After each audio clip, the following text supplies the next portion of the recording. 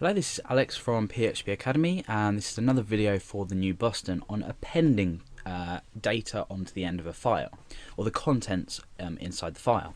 So we've already established, we've opened up names.txt with the property of write, so we're writing to it. We've written the name Alex and Billy, and we also have closed the file and then given a written confirmation.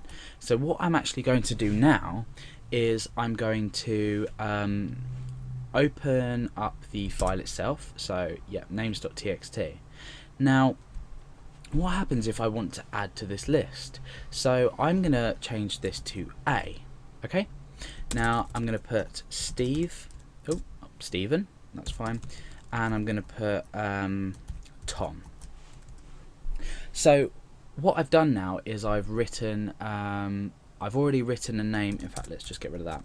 I've already written names to this file. If we go back and have a look, refresh it, Alex and Billy. Now what I want to do is say another line break after Billy, write the name Stephen, and then another line break. And this is appending, whereas before if we were doing W, it would overwrite everything in the file. So if we use A and we go back and we click on file, we can see that it's simply added it to the end of the list. Now if we go back, I'll show you an example in case you haven't caught it. If I was to just do a W, now watch what happens when I run the file. So file.php, we go back, you can see now that we just have the name Stephen and we have that line break before that. So you can now understand the importance of using the W or the append. Now why do we have these two features? Obviously we need to at one instant we need to open up a file and write to it, and then we close it and we may never need to use it again. However, in most cases we'll be opening up a file and rewriting names to it, and I'm going to give you a real life example.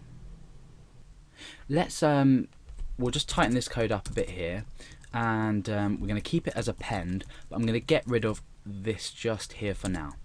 Now I'm going to come under here and I'm going to create a form, and the action of the form is going to be file.php, the file we're currently using, and the method is going to be post.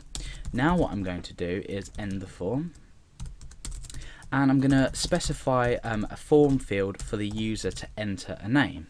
So name, and then input type equals text, name equals name. I'm going to break down a couple more lines, and input type equals submit, and the value of that is submit. So this is what we're displaying to the user. Okay, so let's just comment out this code for now and preview our form, and we can see what it looks like. Oh no, that's names.txt, file.php. Okay, so this is what it looks like. Let's just get rid of names.txt.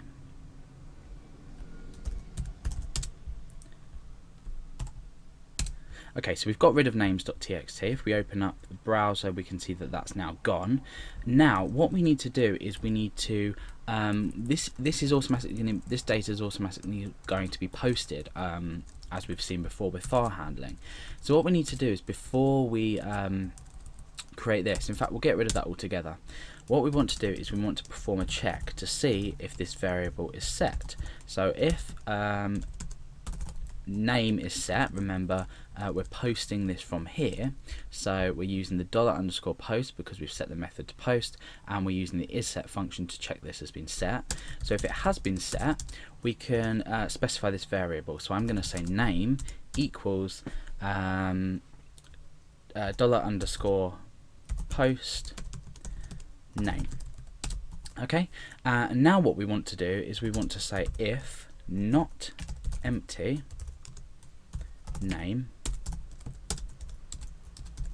else, and in here we can just do an error message, please type a name. Okay, so in here what we want to do now is, if the user has entered a name, we're all okay, so we can just test the functionality of this now. Click on file.php. So I'm going to type in a name, Alex. Click submit. So that's okay. If we don't type anything in, it prompts us to type a name. So this is all very well and good, but now we're inside here, what do we want to do? We want to open up a handle and we want to open names.txt. And we want to open up this to append. Now what we want to do is fwrite, and we want to write to handle. So what data do we want to write to this? We want to write name.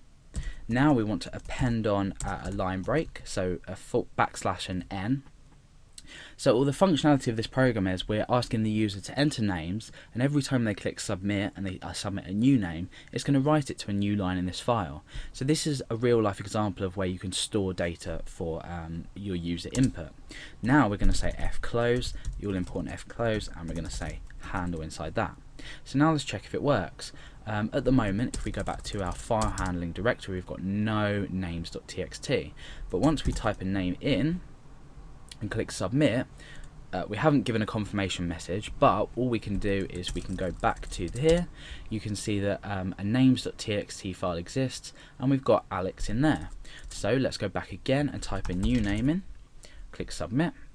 Okay, and let's type in Stephen while we're here, and we can type Tom while we're here as well. So submit. So now if we go back to file handling directory and look in our names.txt, we can see that this has appended each name that we've processed through the form. That's appended that onto the end the end of the content of this file. So that's about it for appending. In the next tutorial, we're going to be looking at reading this data in and then displaying it back out to the user.